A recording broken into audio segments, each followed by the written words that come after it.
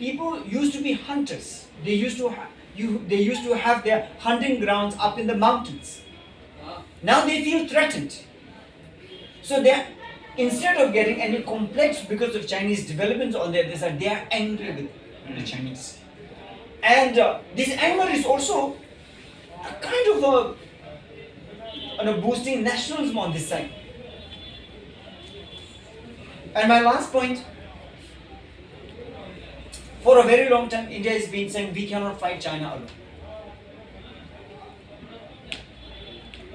But India is this very country, especially this government has made a decision to not get bowed out under China's one belt, one road policy. India is the only one. India went alone. India was the only country who did not buy China's grand strategy of one belt, one road. And this government took that decision. I felt at that time it was a courageous decision. Now is a new opportunity.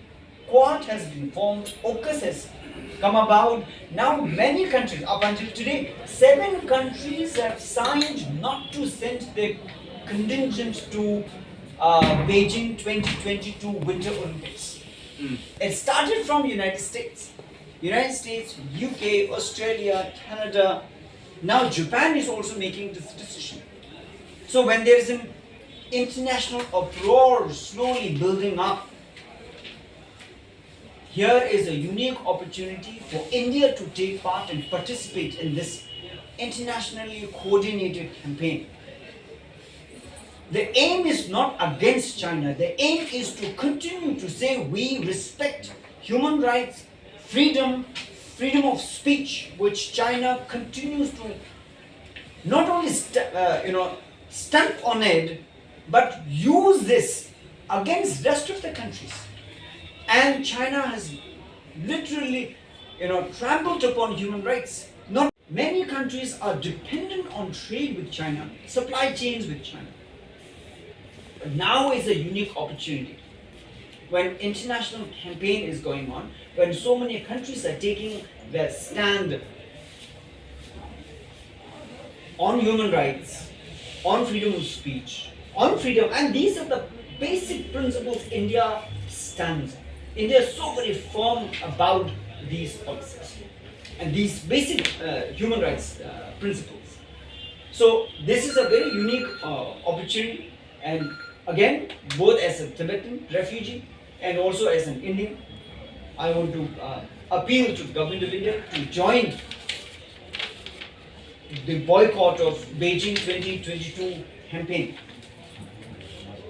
And with this, we can put serious pressure on China to go with international norms and respect human rights, not only in their own country, but also in China's occupied countries, and respect freedom. And only when you respect freedom, you will get respect from the international community. And at the same time, internationally now, countries are decoupling from China. China is less and less dependable, trustworthy to many countries. So therefore, China cannot hold in the international community in hostage just because they have been supplying materials and also being a trade partner. International community has realized that freedom is more worth than I have to say today.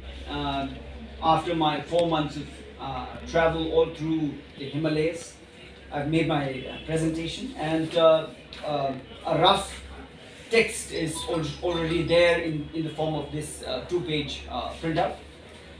My journey, I've been making travelogues every second and third day, and I've been also uploading interesting pictures. Some of them are here, but they can be many more. At the moment, I really have no aim or idea of any book as such, but I think personally I gained so much from this journey. It really enriched me, and I just wish that from Arunachal I could continue to go further I travel almost every day, like 4 to 5 hours, and sometimes 12 to 14 hours continuously sitting in these Mahindra jeeps or Tata Sumo jeeps, and speak in so many different languages. An amazing culture and the richness that India is so very proud of. This is something that I saw, because almost every day I'm in a new house. I'm eating new food. I'm meeting new people, made new friends. The travelogues, of course, all of them are on my Facebook and also Insta. Stories, pictures, videos are also there. So you are most welcome to access those. And if there are media people here, I have some pictures and videos which I can share. Either if you're using WhatsApp, or if you have pen drive, I can share from my laptop. भविष्य में तो बहुत कर सकते हैं, करेंगे भी, और सब जगह मैं यही बोल रहा था कि हमारे सरकार और सेना पूरी तरह से काम कर रहे हैं, लेकिन बॉर्डर क्षेत्र में लोगों की चीन की विस्तारवादी की नीति के बारे में जानकारी कम है। अगर जनता के बीच में ऐसा जानकारी कम है तो हमारे पूरे देश का, खास करके जनता तो वही है जो मेन बॉर्डर है, तो उनकी कमियां रह जाए। तो इसीलिए मैं खास करके बॉर्डर क्षेत्र में जाके ये अवेयरनेस कैंपेन कर रहा हूँ। Any single human being can cross either that side or this side. It would be considered an alien or an incursion. So no one can go. And in order to answer your question, I have not seen, not heard, not met anyone who could say anything to substantiate what you are saying. There's not a single person who can cross the border on the other side. Our borders are very tightly controlled, of course, by ITBP most importantly. Then there are also the intelligence like SIB and various other places. But people are very patriotic. Nathulam border is only place where tourists can go right up to the barbed wire. But interestingly, China is not allowing common citizens to come up to the border. This is another thing. Because we are a democracy. We trust our own population. We want our population to go up to the border, see it. They're not allowing anyone. Why? Because they don't trust Tibetans. जाते हैं और सरकार चाहते भी कि आप जाओ देखो और हमारे सेना किस तरह से काम कर रहे हैं वो देखो, लेकिन वहाँ कोई भी अलाउड नहीं है इस तरफ. I feel that an acute need of my kind of work, individual work, voluntary, where I could go and spread this kind of awareness in the border population. Western part of India, all across the Himalayas, India side, and completed as I went toward the extreme northeast part of Arunachal Pradesh. This whole journey, basically the border between India and Tibet is about 4,000 kilometers. But I went through villages and towns and nomad regions and hunting grounds and so many places for 4 months.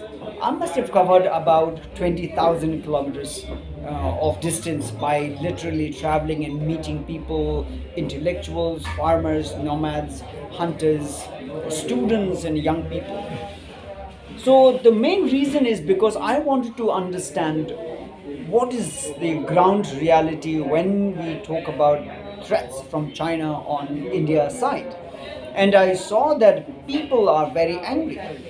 Indian population on the India side are angry that the Chinese are building roads from the other side right up to Indian border, and in many places even doing border incursions and constantly trying to push Indian army on this side. So there is a simmering tension at the border, mainly created by the aggressive Chinese soldiers trying to come into Indian territory. And another thing is also how China makes old historical claims.